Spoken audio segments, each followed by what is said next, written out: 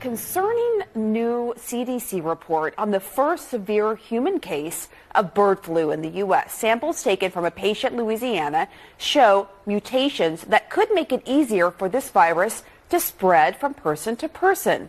Now, right now, there's no evidence it's been passed along to anyone else, and the CDC says risk to the public remains low. But experts warn a single mutation like this could potentially lead to another pandemic. The virus may mutate and become more easily transmitted person to person. So the more this virus circulates and specifically co-circulates with human strains, that's going to increase the odds of the virus evolving to more human-to-human transmission. And that of course, could signal another pandemic. Joining us now is Dr. Deborah Birx. You may remember her as the response coordinator for the White House Coronavirus Task Force in the first Trump administration. We are very fortunate to have your expertise as we try to figure out what's going on with the bird flu and what it could mean. So far, 65 human cases of bird flu have been reported in the U.S. this year, all contracted by animals. But now we have this new mutation in Louisiana.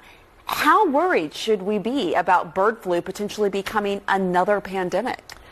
Well, I love the way you said 63 cases, because I have no idea how many cases there were or are, because our number one principle in preventing pandemics is detect.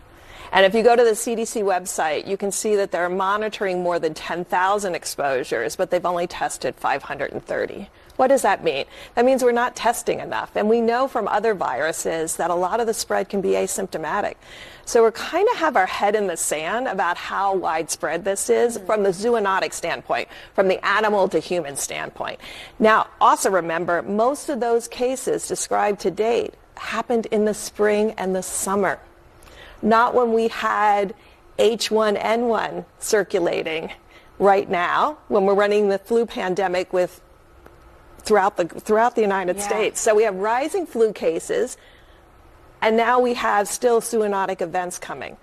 So now you've set up for potentially a farm worker getting H5N1, also getting the current flu strain, and reassorting in that individual.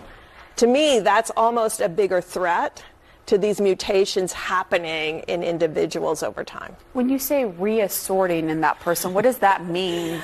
Okay, so the H5 virus, which doesn't adapt too well to our upper respiratory tract and is preventing us from getting infected, but is infecting cows and pigs and cats and dogs.